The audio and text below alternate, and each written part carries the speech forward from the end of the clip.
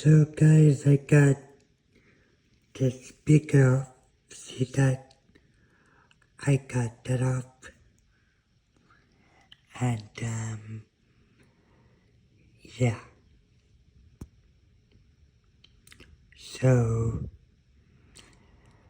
now all that's left to do is to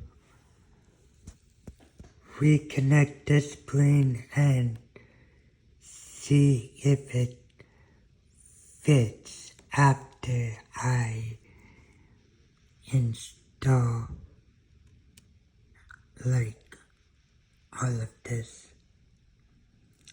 onto the new screen. So yeah, wish me luck. Like, comment, subscribe for more videos. Bye.